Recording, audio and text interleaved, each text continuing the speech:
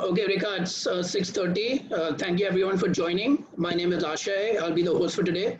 I'll first invite Rekha Koita, who is the head of the CMU Mumbai Alumni Association, to give a welcome to our attendees, and Shrini for joining us today. Rekha? Yeah. Hi everyone, great to see so many of you already online joining in time. Welcome to this webinar, part of the series that we are conducting at the CMU Mumbai Alumni Chapter. I think Shrinivas doesn't really require any introduction, but just a brief thank you firstly from my part for you to take out the time, Shrinivas, to come and be part of this webinar and help us kind of carry forward this whole series. As all of you would be knowing, Shrinivas heads the Dempo group in Goa, which is a huge conglomerate with a very wide range of businesses spanning from coal to food to football to all kinds of different interests. I think there are almost 10 businesses under his fold. Which is quite fascinating. I would have thought one of them would have been enough, I think, to keep me occupied. And he's managing 10. So I think it's going to be really interesting and engaging for us to find out how he manages to do all of this and hear his perspectives on various topics. I would also just like to briefly introduce and thank the host for this evening. Ashay will be moderating the session. And we also have Mansi Agarwal, another CMU alum, part of our Mumbai chapter, who will be handling the whole Q&A section. So over to you, Ashay. Thank you. Great. Thank you, Rekha, for the warm words, and welcome everyone again. I think before we begin, it is imperative that we pay our special respects and tribute to our martyrs at the LAC this week. Needless to say, we would not be even assembling here peacefully if it wasn't for them. So we should be grateful. The motto of CMU is "My heart is in the work," and through CMU Mumbai, as Rekha mentioned, our goal is to build community and bring influential minds to the forum so that we can build the country and well as build industry in India and everywhere else. And we are extremely glad to have Shrinivas Dempo here, who is the embodiment of taking it to the next level, from graduating from MBA in 1995 to being a trustee at Carnegie Mellon in 2019. Shrini, welcome. And as Rekha mentioned, you have taken all your conglomerate to the next level. I'd invite you to say a few words of welcome to our attendees as well as to our community.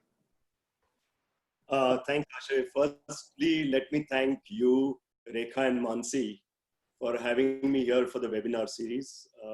I've attended a few of these webinar series and I found them to be extremely enlightening, informative, very, very interesting. And I felt lucky that you chose me. So, I feel very humbled and very, very excited at this opportunity. It's been many, many years since I graduated from CMU, but that's like really close to my heart. So anything connected with Carnegie Mellon, I've kept in close touch with the school and I've seen how this school has been evolving. It's been really a proud moment for all Tartans like us. I've also seen the leadership, the audience profile. And I'm extremely thrilled to see so many other successful professionals, business people, sports enthusiasts, students. All this is very, very humbling. I intend to give no gyan. All of y'all are, very, very good at your own work or at your own professions. What I want to do is, with sharing my views, I want to learn more from you guys. So I think all of us need to acknowledge that we have taken risks in our life in whatever manner that may be, whether it's professionally, whether it's personally. And I think at the end of the day, we've got good education and we've got good analytical skills to absorb our failures. So I think that's very important for recognition to start with. And today we are living in very unprecedented and challenging times. So when I said that you acknowledge failure, you also get to see, do a reality check on where do you want to go from here. Absolutely. Few comments, I'd leave it open to you to sort of take this forward, and then I'll make my best attempt in giving my views on anything that you raise. Great, thank you, and we're excited to kick off. Before we start, just a quick overview of the format. It's going to be 40 minutes of me moderating an interview with Shrini, and then Everyone, please put your attention to the Q&A box down at the bottom of the screen. Type your questions in and Mansi will be curating the questions. So as we go along towards the end, she will be moderating the Q&A session. So we want this to be as interactive as possible. And Shrini, today the topic, as we've discussed, is really the tactical angles of taking business and sport to the next level. And what are the ground realities of doing that, especially during these times of COVID? Before we get into the nuts and bolts of the interview, it's always good to understand where a person like you comes from.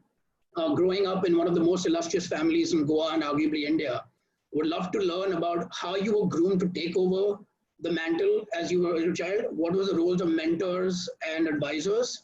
And how did you get a touch of ground reality whilst you grew up to be in the position that you are today? We start with the family first. Our family is a very old family from Goa. Our history dates back to more than 500 years, as we have documented. So we have an old house in Goa, which is testimony to the 500 years of our existence, which is still, and it's a joint family house. I was brought up in a very joint family environment. I had a grandfather who founded the business. He was the sort of the overriding personality in our lives. Right. Very, very powerful, impactful to all of us. And I think I learned a lot from him initially. What it taught us is always to be grounded, very disciplined with money. And I'll share a few anecdotes with you later when I said he taught us the value of money. Again, both my parents have been a big, huge influence in my life. We had a very simple living. We were, as I said, we were disciplined. I had 3 siblings. We were all 4 siblings, but I had 3 sisters. All of us were brought up in a very simple lifestyle. A small place like Goa, where you attract a lot of people. Right. All of us were made to realize certain values and principles in life. So we came up from a conservative background, to say. Taking from there, how I got into education. I did my BCom and then MCom. And what I realized is that I need to work. Because my grandfather and father made it absolutely essential that I need to get qualified in a much better manner to take over the business in the future, or to even join the business at that stage. So I said, before looking at any MBA schools, and I had an accounting background and a corporate finance in my BCom and MCom, I said, let me try my hand at work. So I actually worked for about a year in Standard Chartered, in training departments. And that's when I applied, as I was doing my MCom in the evenings and working in the morning, I applied to various schools. I got in about 3 schools out of 6 that I applied. And I chose Carnegie Mellon, and I felt lucky that I chose. The college life was, the university life was very, very enriching, very, very value added, enlightening, taught me a lot. And I think what destiny had in store is, as I was graduating, I wanted to work, particularly. And I was trying very hard, attending all the sessions, where the job opportunity arise. But I think something else was in destiny for me. As I was graduating, my father was diagnosed for cancer, and I had no option but to get back and give him a helping hand to the business, which I realized was in a way good for me, because he stopped coming to office barely about 3 months after I've taken over. Wow. So I virtually take over a business right from the start, when I came from Carnegie Mellon back to work, and I thought that I'll get at least a year with him. Right. As luck would have it for me, I was, in that sense, I was highly unlucky that I did not get the basic training from my father or my grandfather. But the values still remain. Right. And that must have been, that must have been incredibly tough to come back from an education background abroad, to come back to an Indian economy that was just being liberalized in 1991 and take over a conglomerate without the guiding light of your father. So what was your approach in hitting the ground running, and how do you think Carnegie Mellon helped you, and Professor Kekre, who's attending, helped you in doing that and taking over the mantle? So it was, when I came back, it was actually not a very good year. 96, onwards from 96 to about 98, the economy actually started worsening, We also had started a new pig iron plant, which my father said that I must look after first because we had a huge loan. And you know what a huge loan in India is. It's really, really.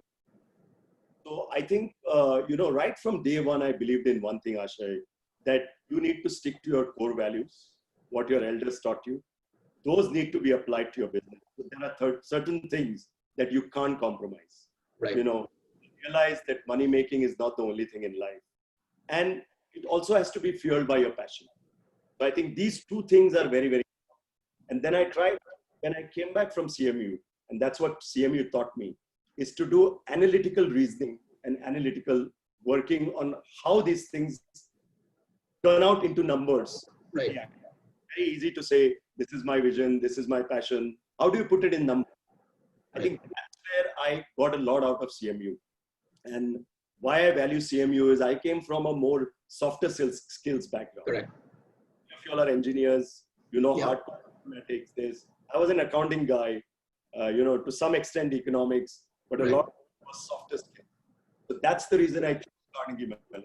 I said, let me get into the gruel. And I remember Professor Kekre, he was not too happy with me when I took his first course in OR. That was not my best subject. But thanks to him, he sort of put me a lot of liking into OR.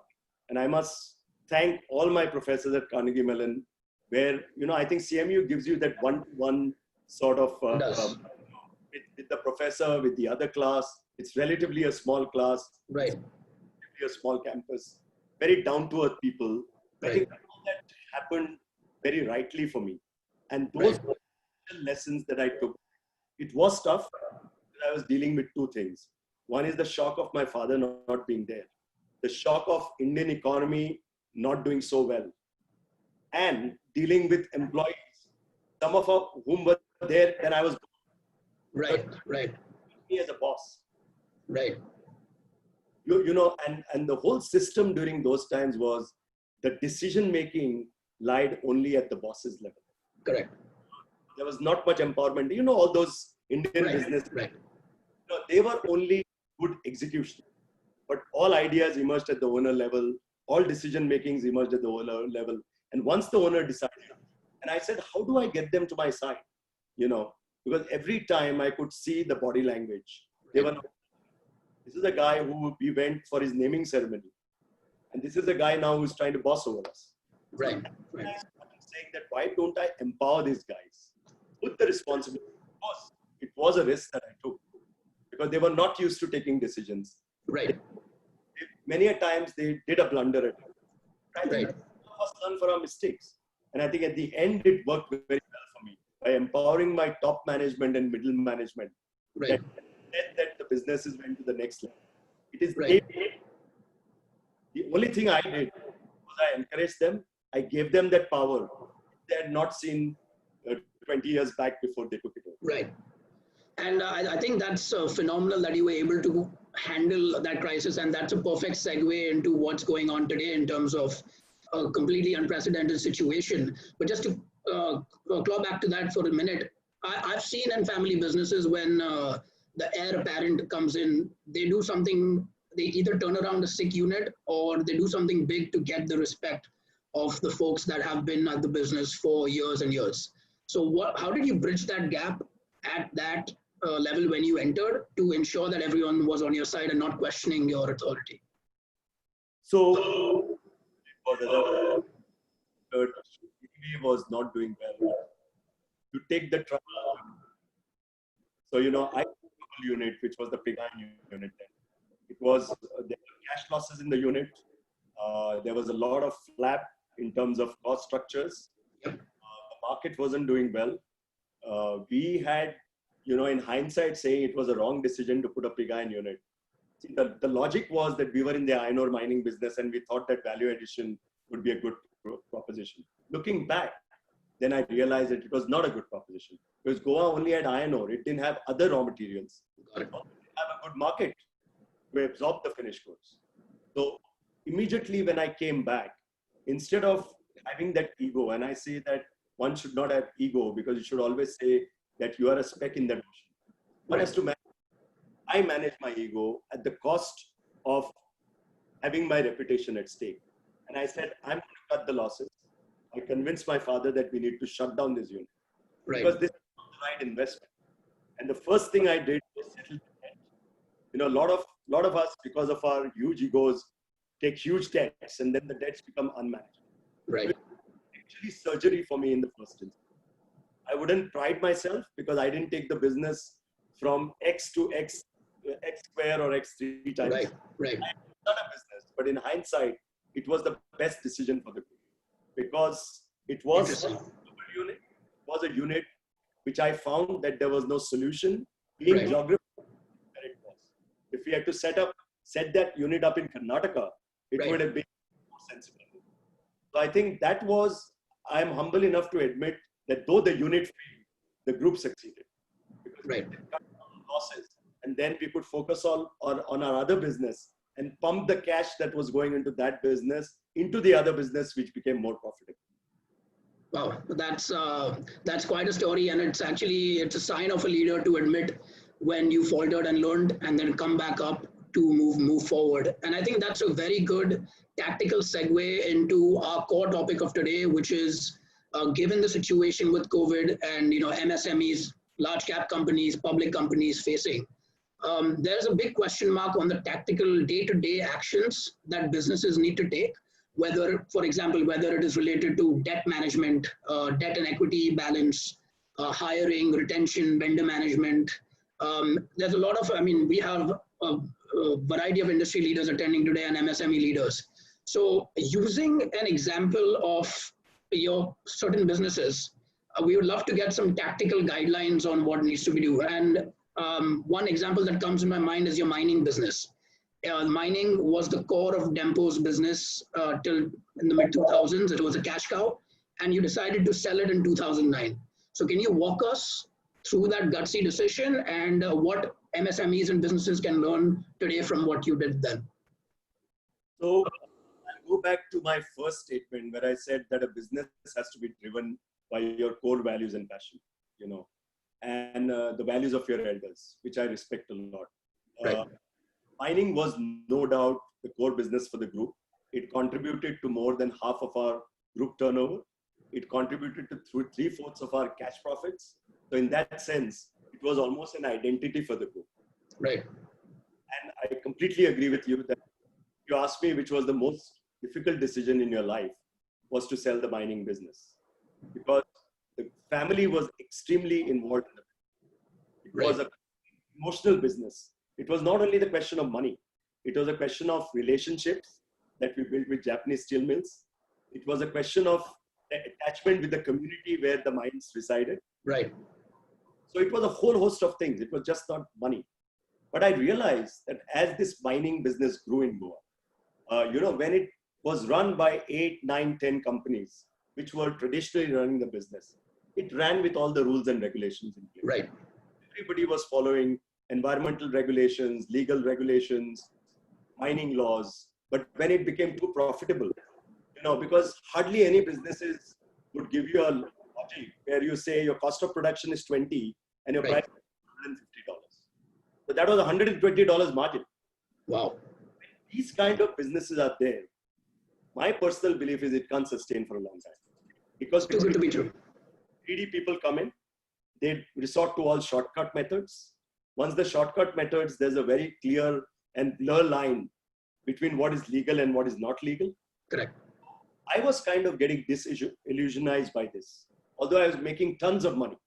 I'll give you one instance, and when I say that a promise by our group is a promise, like Mr. Tata once said, that a promise is a promise. When he said Nano is making a loss, Right. but he said, I have promised the middle class of this country that I will deliver a car at this price. Correct. I don't believe this, Ashay. When we were selling to the Japanese steel mills, we had a long-term contract with Nippon Steel, which is one of the largest steel mills. Right.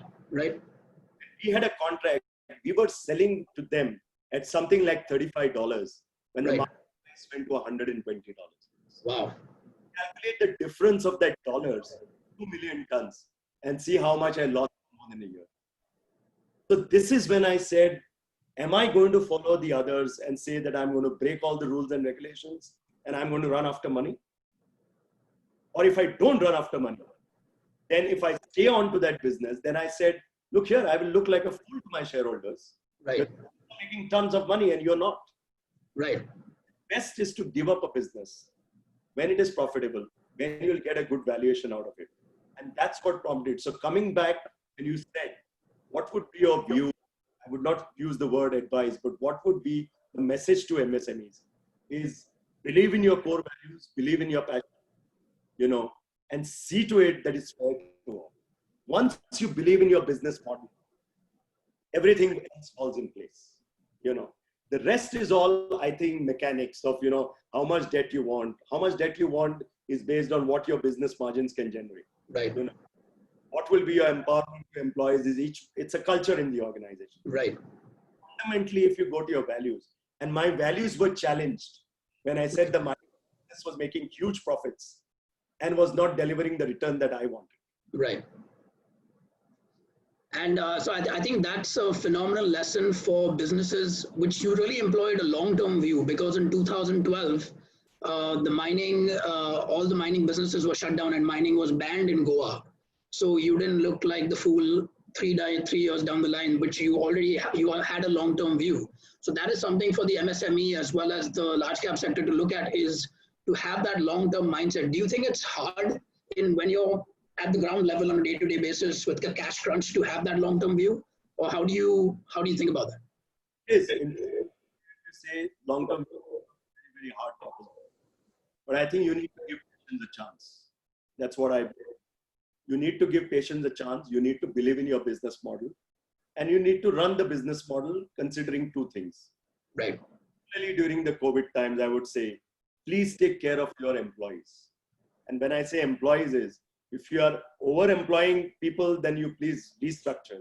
Correct. But whatever employees that really contribute to your organization. Correct. Communicate with them. You may be forced to cut salaries, but communicate with them. Give them the assurance that they are, and when things improve, you will more than compensate them for whatever. Right. The second thing I would say is, focus on your customers. Whatever it takes.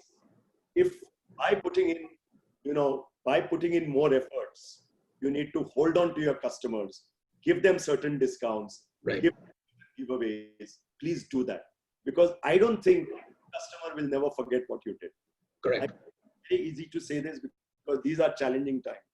On the debt front, Asha, I am very, very clear. Unless you're, I would say take chances, but be conservative.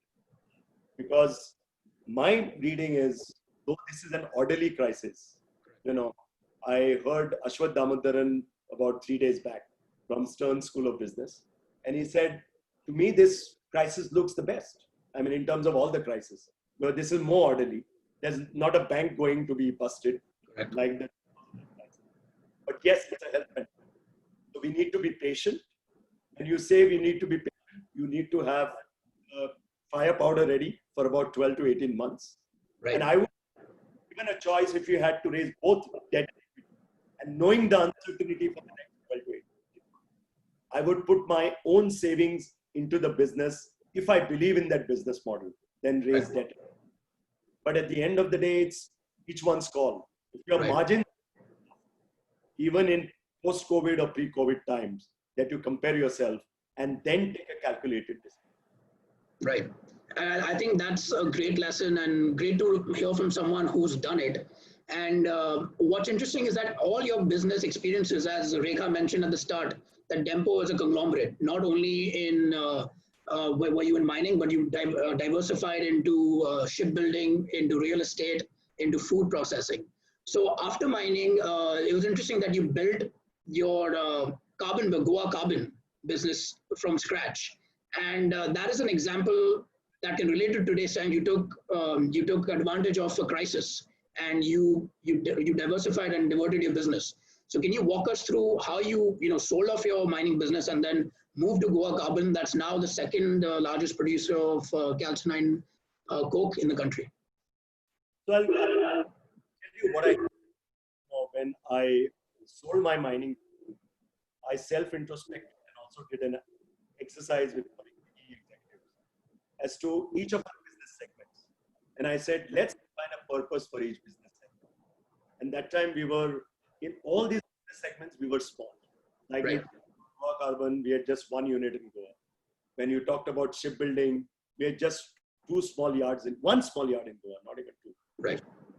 Catering to our own barges. We were repairing our own barges, which were required for the mining industry. So when I said iron ore mining industry, it lost its purpose. You know, the food processing unit was languishing. It was because it was a joint venture with Glaxo. Glaxo overnight decided to sell his family products division. They said they focus only on pharmaceuticals because it was more profitable. Mr. Dempo was left high and dry. We didn't have a brand to sell. So we were loitering around saying what to do next. And the third was real estate. Real estate was a very small piece. We were only doing our own properties. The family-owned properties, which we said, instead of selling developed plots or just selling bare land, why don't you value add and sell? You know, so each one was trying to define a purpose. And I was lucky enough to get a sizable cash component that time from the sale of my mining business. Right. Once I defined a purpose for all these businesses, and then I did a matrix in terms of whether these businesses fit with my core values, whether I can do whatever I can, defining my value systems and morals and ethics. Right. Let's go ahead and build this business. In each of these sectors, I was lucky enough with my own team to build 3 times the size that what it was during the mining time. Impressive. Ask me about Goa Carbon. Goa Carbon, we thought this is just an export unit. But aluminum, which is the vital buyer of the carbon product, is all, the future of aluminum is India. It's expanding so well in aluminum because of the raw materials and access to good bauxite available and aluminum. So we said, why don't we go to Orissa? So we located a unit in Orissa. I said, it's an extremely difficult proposition in India. Let's do a brownfield acquisition. Right. An owner was again saying that this is not a economical size for my capacity. So we took over his unit. We expanded the capacity there. And then not only that, we went to Bilaspur, which is in Chhattisgarh, which was very small. And we acquired a unit, which was like a captive unit to bulk. Got so it. The process, I said, let us be based. And I learned this mistake from my pig iron unit, that I was not based close to my buyers. I said, based close to our buyers, where they can live the raw material. Today, what we do is we do just-in-time technology. Okay. Buyers are safe from importing huge amount of quantities. We are closer to them. So they give us, okay, I need 3 rigs this week, rigs next week. So they give us a longer term contract, but this, so their cash management is solved. And for us, it's an assured business. Correct. So we grew and, we were fortunate enough to get these 2 capacities getting on stream. And as you rightly said, now we are India's 2nd largest. We have further plans to grow into this sector because we believe aluminum is the metal of the current and the future. Right. Infrastructure sector growing in India. So this is how we build the business. And I must give credit to my team because what we did is, in addition to empowering the top management, we took younger level middle management who really delivered us the results of restructuring the units that we took over. Because it was not easy to set it up in our corporate governance standards, environmental standards that we need. But these were all small scale guys. Right. That language. Right. So we pour a sizable amount of investment to make them compliant with all rules and regulations and to make them ISO compliant. Right. And all. I think, so what really strikes me about what you've described till now is the way you run your businesses has been extremely with the purview of professionalism. And it is very difficult in my experience and what I've read at least and what I've seen for family businesses to run like a professional organization, and especially tougher for Indian businesses. And so what do you think was a change in your mindset to make sure that your family business ultimately needs to be professionally run for it to scale and to make it a world-class business? I personally was saying that how do you manage 10 verticals? Exactly. How can I manage 10 verticals and grow in them and find a purpose? I don't have people to A, build on my vision and do execute it. Because I don't do any execution. I personally, We are all board managed companies. I have, on the listed entities, I have independent directors on the board. They have the company management. We have management teams at all levels, and they execute the vision and policies that are made with their help also. Correct. So I personally believe that that risk is worth taking if you want to be of scale in every business that you build. Right. Either you niche for yourself, like all my businesses are not built to scale. I'll give you my media business. My real is not built to scale because it's Goa centric. But what we realize that we have a value in being Goa centric. For example, and I don't want to take names, one of the biggest newspapers of the country is also operating in Goa, but they are still even after 10 years of existence. It shows that money power is not everything. Right. They put in so much of investment into Goa, and they said, like everywhere else, they are number one. They wanted to be number one. Correct. But they're not number one in Goa. So we had that opportunity, that challenge in saying that, look here, there is a size of a newspaper which is 500 times bigger than you. Correct. So we sort of shook up from us and we said, let us replicate something which is unique to Goa, something which is, you know, the Goans will like and treat this as their newspaper. Correct. Fortunately, with great humility, I can say we've survived till date. Fantastic. Inside, Ashay, what I did was, you know, every major group of the country, the DLFs of the world came to Goa is a paradise. Goa will have huge investment scope. Correct. People like you all will come and buy $1 million houses in Goa. I said, I'm not going to do that. Right. What about the middle class, the aspirations of the middle class? I said, I want to serve the Goan people, the ones who are moving from the rural to the urban areas. Right. Those who've got job, are aspiring from a joint family to move to a single housing unit. Right. Work out on a middle income housing project. Let me see the model. And that model till today, despite the recession in the real estate industry, has given us a ROI of more than 35%. Wow. That too on a consistent level. Wow. Again, coming to COVID, our ideas have again changed in the real estate. I'll tell you, again, gated communities are out now. We are getting hundreds of calls from Bombay, Delhi, Chennai, Bangalore. There are families who are telling us, we have had enough of these cities, we want to move to Goa. But build a, you know, or build large size apartments. We don't want to stay in 100 apartment complex. So, you know, you need to rethink in these models. And I think in times, your decision-making process has to be so fast. And that gets me to another point. You have to institutionalize entrepreneurship in your own company. Correct. You can't be saying only Mr. Shrinivas Dempo is an entrepreneur and the rest will be all execution. You need to have entrepreneurs in every department of your company. Right. The decision-making process now is shortened because of the COVID uncertainty. You no longer can see the rear view mirror and say who's coming to your back.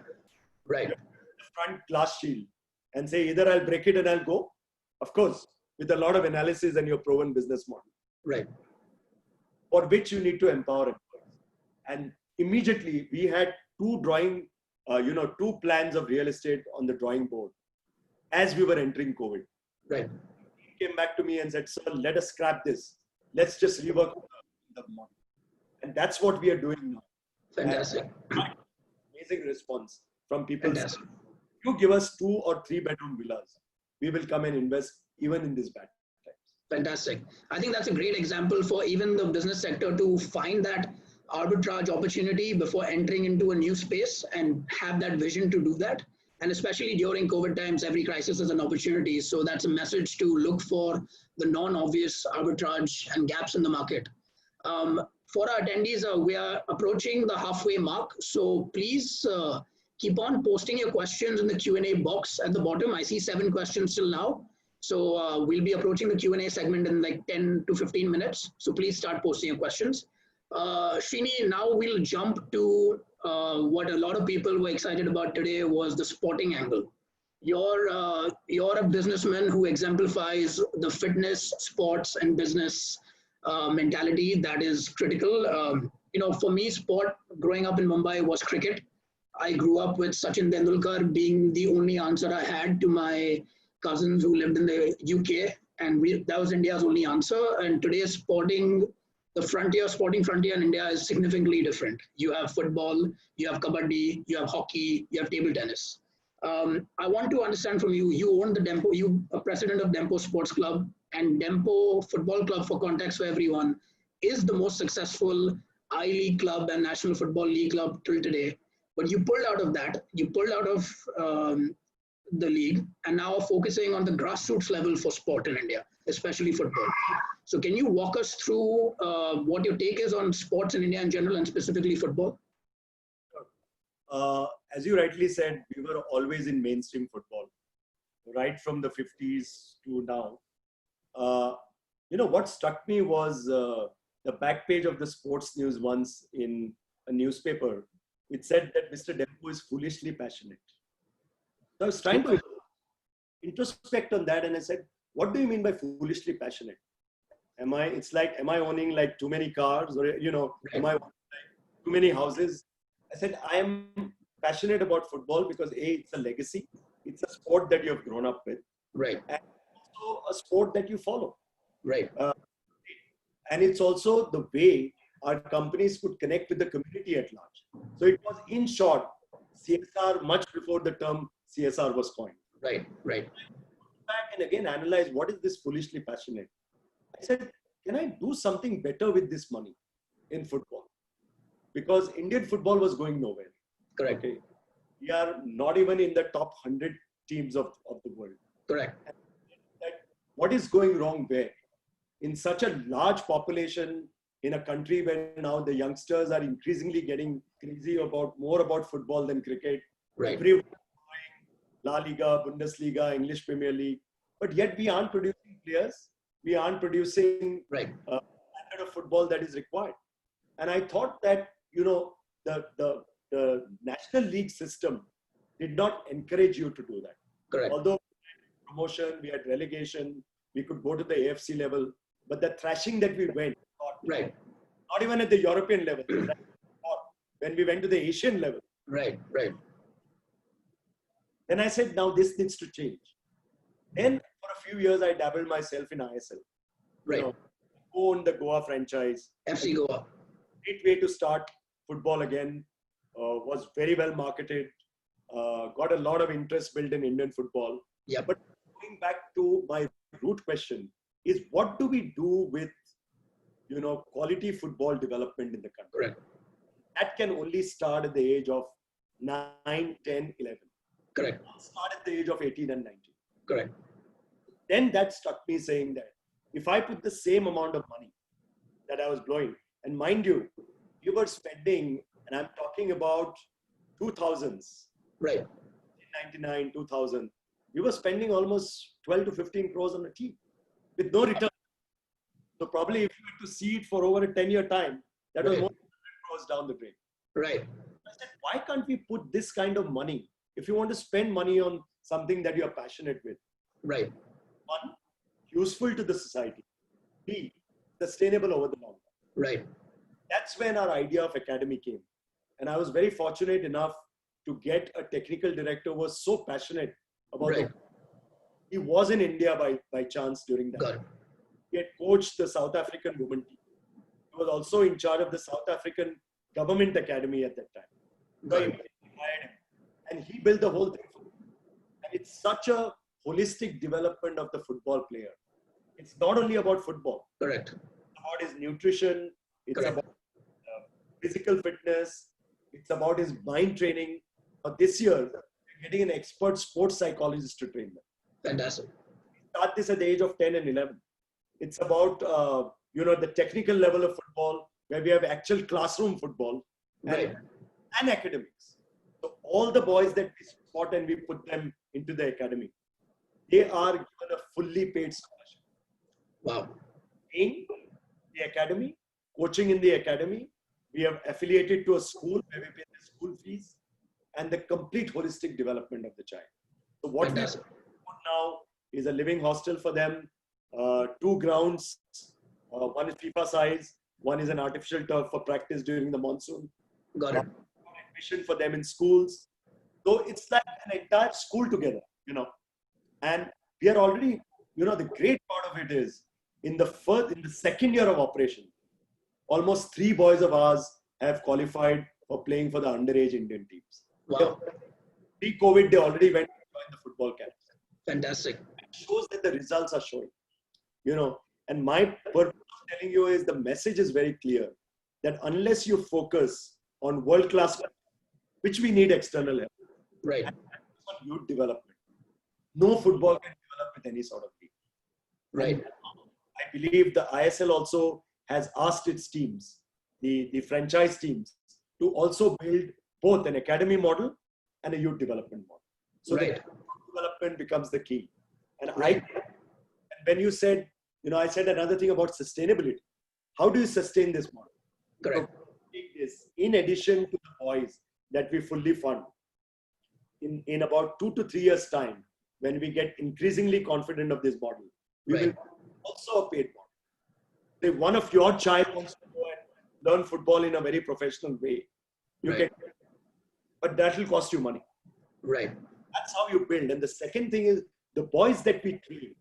If you look at the international model, Right. of the world the clubs have made millions of dollars when you transfer them.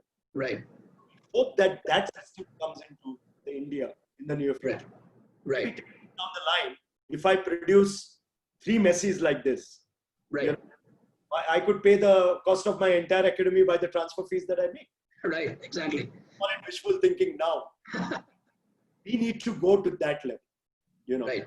We don't take sports in our curriculum seriously at the school level. Correct. It's not like Brazil. It's not like England. Right. We need to do this at an academy level to be promoted by people like us. So Right. that proper scientific and holistic development of the person who can then qualify for any world-class tournament or a competition. Yeah, I love the ecosystem approach that is a very parallel in what you do in business as well as in sport. It's not about, as you said, it's all not always about the money. It's about the ecosystem and value that you build around it.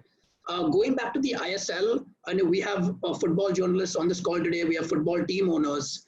Do you think the ISL was too early for the IPLization of football? We needed to build that grassroots level talent supply first before getting into ISL. And if you are I think there's someone who owns a football club, South United Football Club today, who's on the call. What would you tell people who are looking to start football clubs as well as writing about the future of Indian football in these times? I don't think it is too late or too early. I think somewhere down the line, you need to start. And I think, if you look at all sport, because I also am a co-owner in the table tennis league. Yep. For challengers. I personally believe that these kind of competitive leagues in India have given it an entirely different profile. Right. Now, the kids have started. The kids take to that state sort of a name, whether it's FC Goa instead of Dempo or a Right. Dempo team. There is Goa Challengers instead of an ex-family team. Right. That sort of loyalty is building. So one is you are getting it adequately well marketed, which was always missing in, Indian Football League, Right. National League. Right. Having said this, my only view would be that in addition to what you're doing, you will need to have deep pockets to build the grassroots model. Right. Right. Cut down on the cost of this team. Correct. Every time I ran ISL for 2 years, every time our losses just mounted. Right. Right. You agree with me? They don't make any more money at the moment. So the term foolishly passionate is for all of us. Right. Right. Who pump in money. Right. So real model that will start paying you is as you build, and it's a deep pocket model. Correct. As I said, you need to give patience a chance. So Right. be patient and develop this model on a very scientific basis. And then say that, okay, I have an ISL team or I'm starting a team. And then I will also substitute, I build it. Right. Not complement it with a strong grassroots program to sort of fuel my team in the future. Not by importing players from abroad or Yep. the players from India, but from my own league. For example, Right. I have a team now. I've given a target to the academy that for my senior team in 5 years, my entire under 20 team will be my senior team. Wow. that will get my costs to almost 1/3 of what I'm spending today on my senior. Right, right. This is, I think, how we need to approach this game. And I am very, very hopeful. I'm an optimist that football is going to be the future sport. It's already a game which is so live by young Right. people. For example, my younger daughter doesn't watch cricket at all. Right. And as you said, I grew up watching, although I had a football team, but because of that national attention everywhere, I used to watch. But after I see EPL on live and La Liga live, I sleep late at night and I get up late in the morning, but I watch that football. Right, right. I think the whole ecosystem has to develop in terms of strengthening the grassroots model, so that then you can fuel your big team with players. It's like a factory which produces. Yep. Amazing. And I think that long-term business as well as sporting perspective is in full vision here. And to what you said, I think business also and the economy also has to grow for sports to grow on the grassroots level. And we are thankful for leaders like you to be involved in this, because India definitely needs this. Srini, just a time check. We have 15 minutes left, so we'll go into the Q&A session now. If you have time post 7:30 p.m. IST, if for questions, let us know. Otherwise, we can stop at 7:30. So Mansi, can you come back on with your video and we can start the Q&A session. For everyone who's asking questions, you have the option to get face-to-face time with Srini, or if you prefer, you can ask him over audio as well. It's up to you. So over to you, Mansi. Thank you, Ashay. Thank you, Srini. I think it was a very, very interesting session, and you covered a lot of points. And I can see from the questions that people have questions, everything from sports to difficult businesses in COVID times to how do you motivate employees. What I'm going to do is I'm going to, I'm going to unmute the people who want to ask the questions so they can actually pose the question themselves.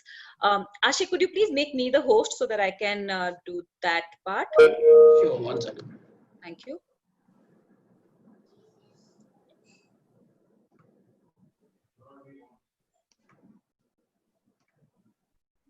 Great. So yes, all good now. So the first question, of course, is I'm going to open out for Professor Sundar Kekre. So you have the right to ask the first question to Srini.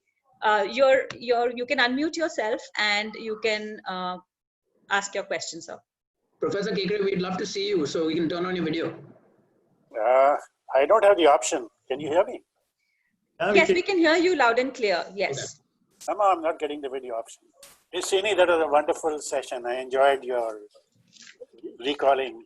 So the question that I had for you is, having led the training academy and the Dempo Sports Club, what are the lessons that you have learned that have helped you to steer the Dempo group of companies from the sports world to managing the businesses?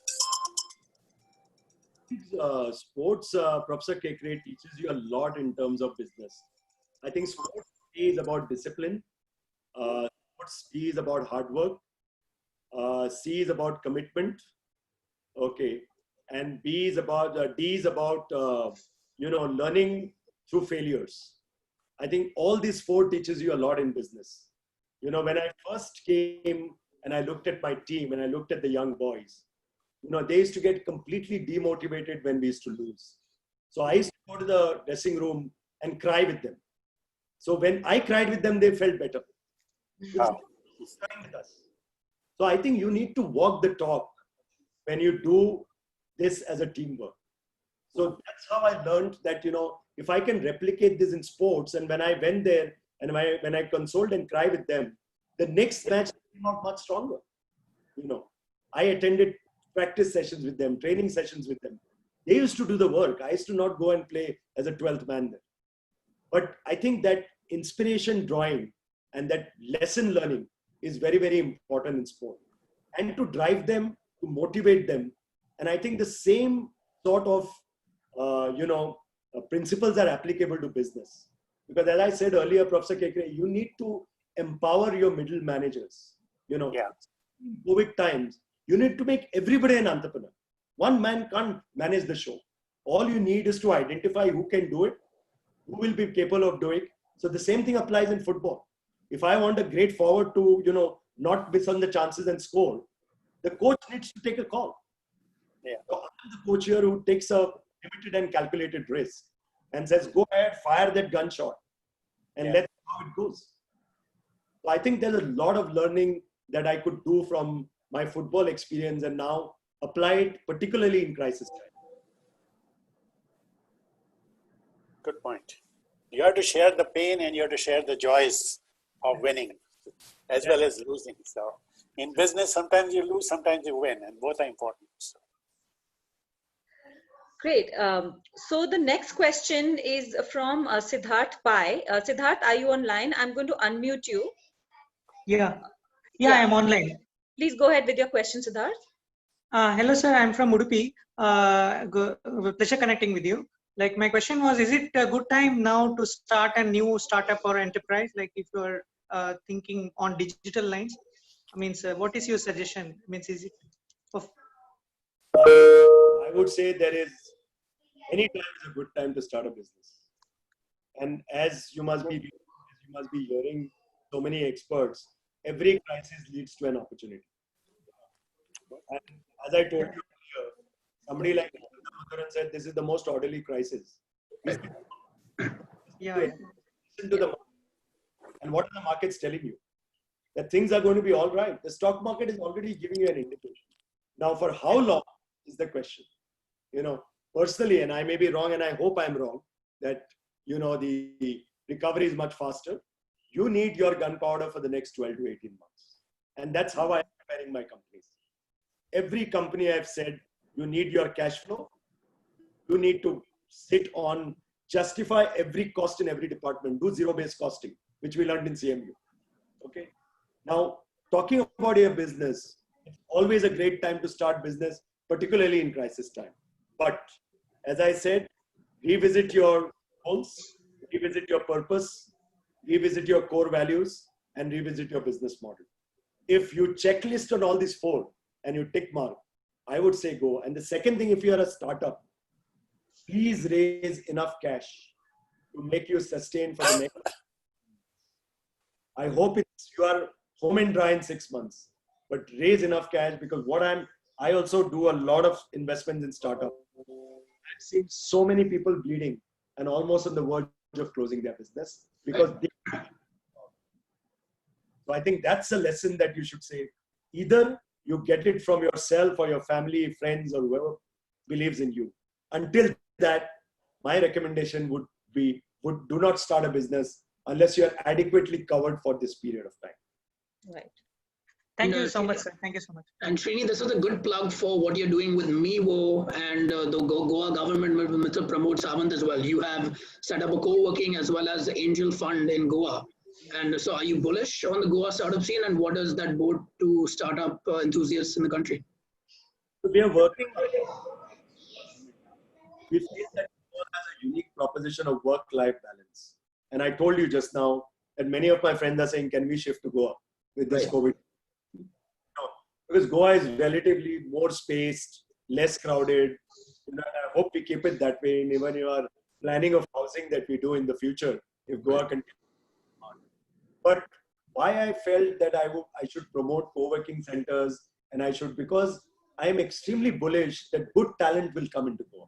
A is good ones won't leave Goa, and B is people like y'all will come to Goa and say, look here, I want to set up a business. And that's why I'm so bullish. And the whole purpose of setting up MIWO was twofold. One is I have a lot of real estate.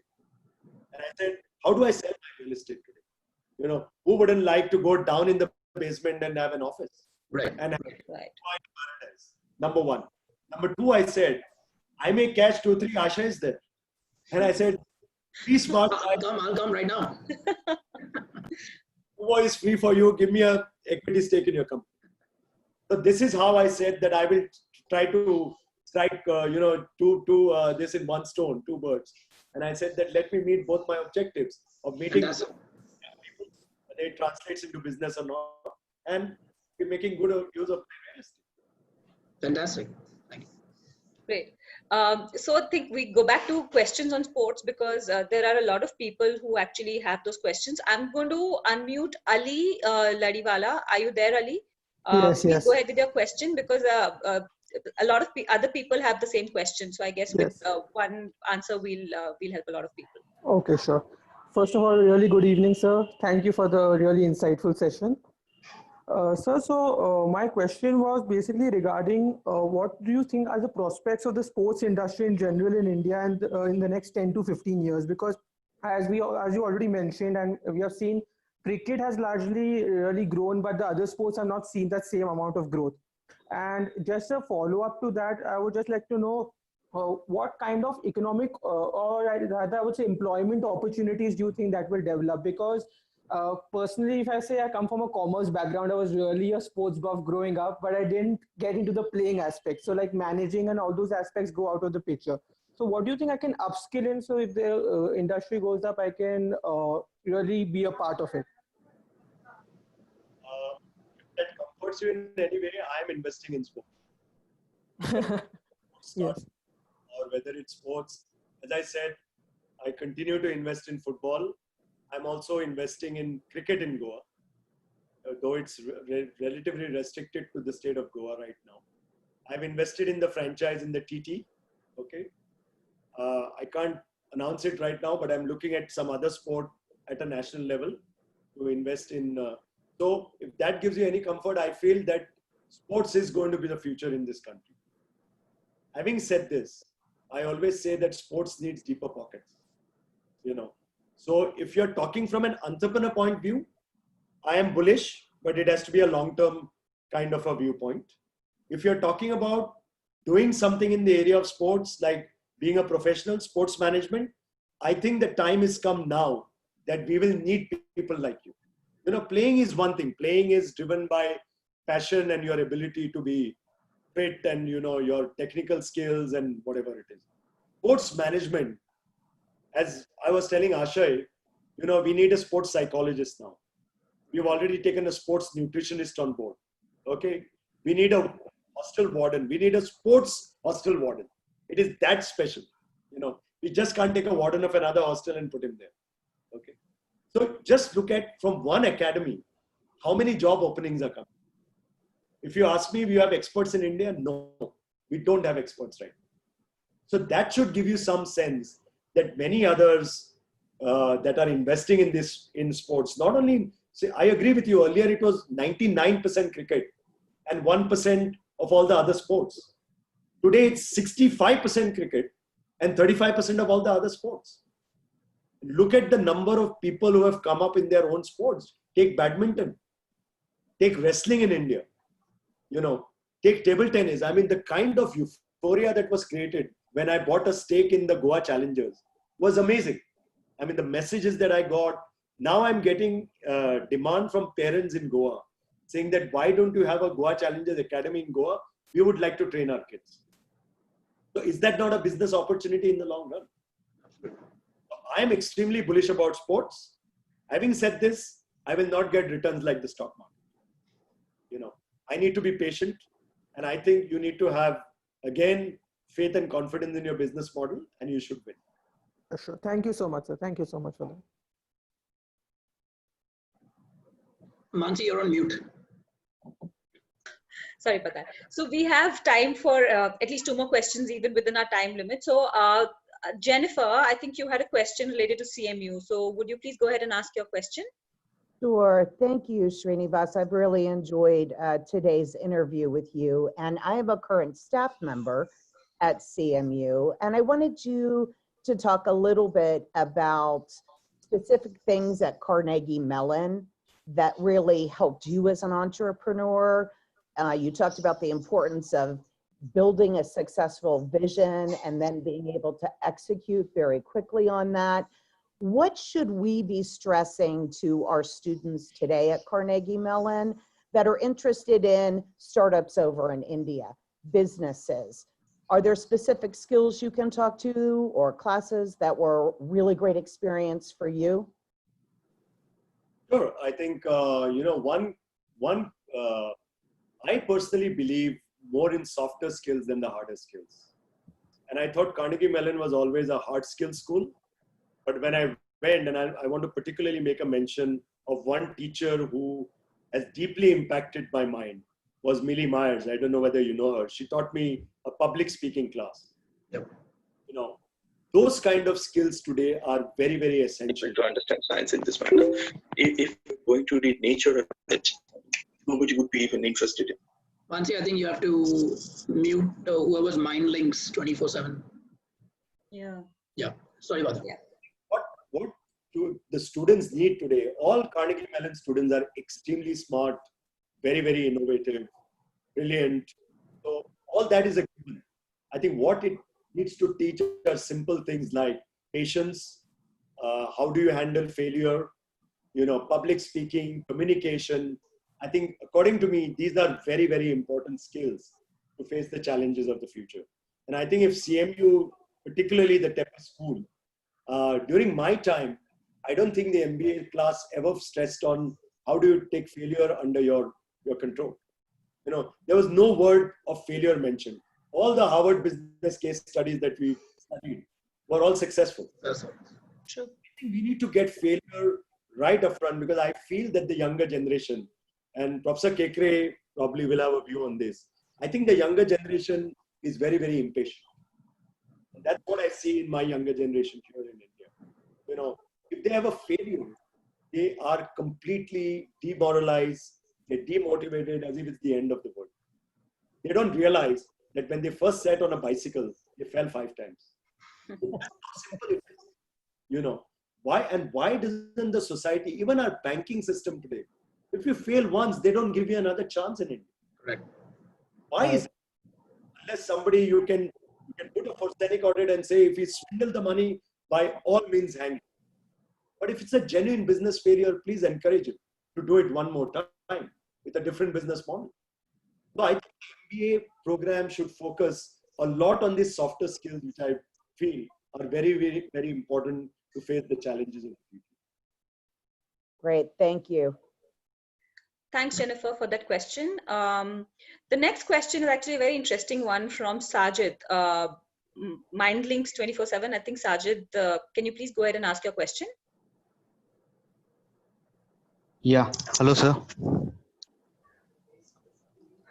Sir, so the session was quite informative for me, and my question is that since you have hired the first woman technical director in India and in Asia, so do you think women empowerment is evolving at the right pace right now?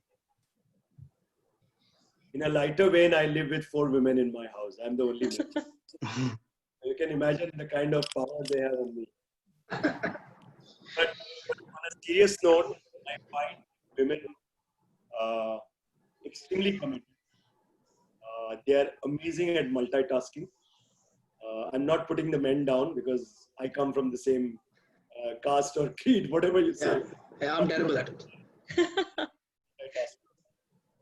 Just to give you an insight, my CFO is a woman. My head of technical director, as you said, is a woman. My company secretary head is a woman.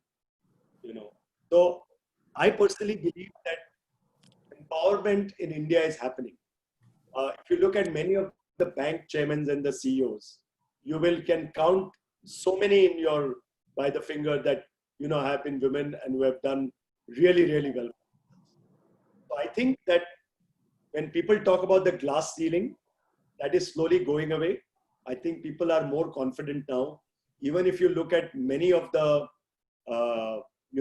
large conglomerates, large businesses that we talk about, they have women at various levels of senior management.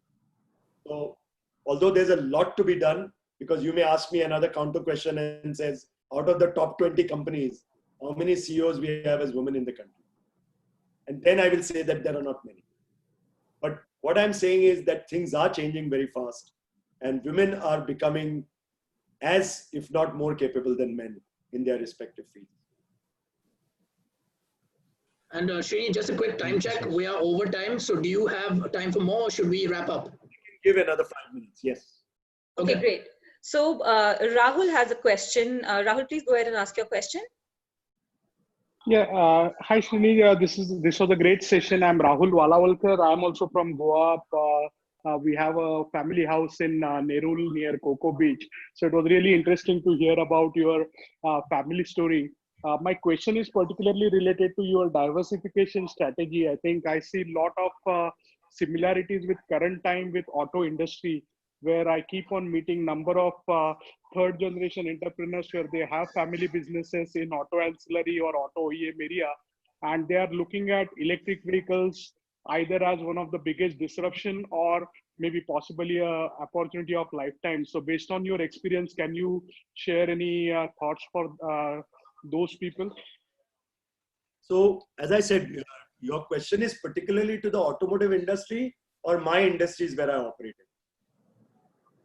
in? No, so more as a general from management point of view, as a looking at as a diversification opportunity, rather than like just focusing on current business where you are doing well, you are have few more years of runway left. It's not that it's end of the road, but at the same time there is a new opportunity emerging. So how do you plan for the timing, or how do you evaluate those options? I gave you one example of the real estate industry and how it's changing. You know, the thing is that every business will probably, or many businesses will have to change their models. As you rightly said, in the automotive industry, what I'm hearing is public transportation is going to take a big hit. You know, cycles are going to do well because it's health and they are environmentally friendly. SUVs are going to do well because they're big cars. Okay. Small cars are going to do well because if you have a small family, then you need a cost-effective car to take you somewhere. Because people may graduate from a bus transport to a small car.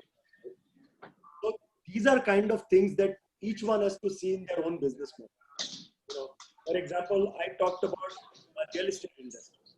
You also need to see how many other areas. It's very easy to say, no, you diversify in pharmaceuticals or you diversify in the IT industry.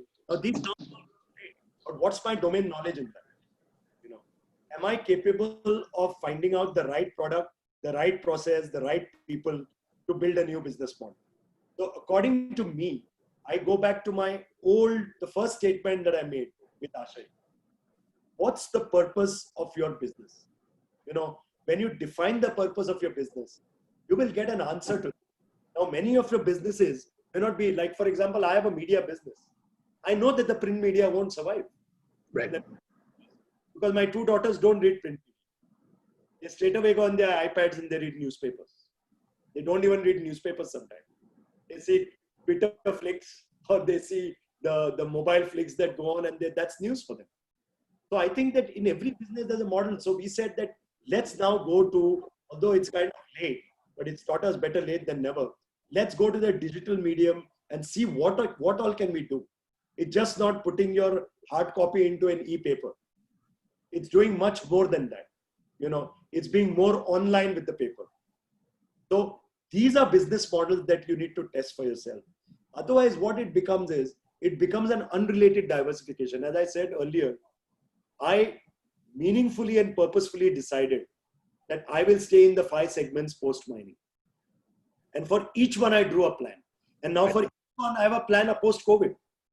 I'll give you, since you mentioned diversification, in the shipbuilding industry, we were focusing on building ships. It started with a mining business that we were building barges to carry.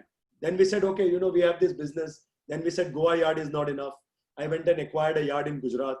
Okay. We said that we will be much closer to, it's a much more bigger yard, and we'll be closer to all the government, because government is one of the biggest users, the defense sector. Okay. Today, post-COVID, we've changed the model. We said, we know that the capex is not going to happen. Even the government doesn't have money. So we said, why don't we build it into a repair vessel model? So we went and quickly upgraded our dry dock, built a completely new team, and said, look here, we will vie for the repair business model. And I tell you, in 3 months, it's working. We have a great order pipeline for our Gujarat yard for the next 6 months, saying that we went and contacted the Navy. We told them that these are your number of vessels that are lined up. We can do this kind of service. So I think in every business, there was a diversification model. And this will come from your own employees. That's why I said, make entrepreneurship institutional in your businesses. And the ideas come from them. So that's how I did it, Rahul. Thank you, Srini. And Mansi, just a quick, so I think we are at time, so we'll invite Rekha back to give the closing comments. Srini, personally, this, they say hope is not a strategy, but without hope, there cannot be any strategy. So when India Inc. has businessmen like you, it gives us young entrepreneurs a lot of confidence. So thank you for your long-term thinking and holistic approach guidance. Over to you, Rekha, for final comments, and then Srini, you can give your final comments to us as well. Thank you, Shri, for such a wonderful, interesting, and engaging session. I think there was a lot of depth and breadth that you covered, and I think some of the key points which really resonated with me was the whole part about knowing what is the purpose of your business, why are you doing what you're doing, beginning with the end in mind kind of thing. And again, being true to your values, following your passions. I think, if one follows these three things, right, of understanding your purpose, being true to your values and your passions, and that's something which will always steer you in the right direction. And I think that's amazing advice, even for all the youngsters out there who are listening to this, and of course, for the rest of us too, along with a lot of the other things that you said. And thank you very much for taking out the time and coming and being part of this event for us. At our Mumbai chapter, the CMU Mumbai alumni chapter, we're trying to host, a number of different speakers covering different topics, and I think this has been a great, a great one that we have had today. Thank you very much, Ashay and Mansi, for organizing and hosting and moderating the entire session. So back to you, Ashay. Thank you, Rekha, and Srini, would love to have a final pearls of wisdom from you before we close. If you had one message of hope for all of us, what would it be? Particularly to the younger lot, I would say be willing, unlock your potential, and believe in yourself. I think these are the three things that you need, basically. And I think, if you define your purpose in life, it becomes a much easier journey than trying to struggle and say, this works or this doesn't work. This would be my final comment. Great. Thank you, Srini. Thank you, Rekha. Thank you, Mansi. And thank you, everyone, for joining. We'll be back for our next events soon. Thank you again. Bye-bye. Our next event is on July 3rd. You want to just make that announcement? Yes. So we are hosting the CMU Agro Series for the future of agriculture on July 3rd. We're going to have a panel from the leaders of Mexico, which is India's, they pioneered India's green revolution, Foods and Inns, which is a processed foods giant, as well as Orgos, which is a startup based for grain banks in Bihar. So it's going to be exciting. We're going to send out invites. Srini, I hope you attend as well. And we're looking forward to it. To let you know, I've added an 11th segment to my business, and that's happening. Oh, but fantastic. Talk about right now. Okay. That's my line of work as well. So we should connect on that. Okay. Definitely. Thank you, everyone. Thank you. Thank you, everyone. Thank you. Thank you, everyone, for attending too and for your Bye. questions. Thank you, everybody. Mansi, I think you can end the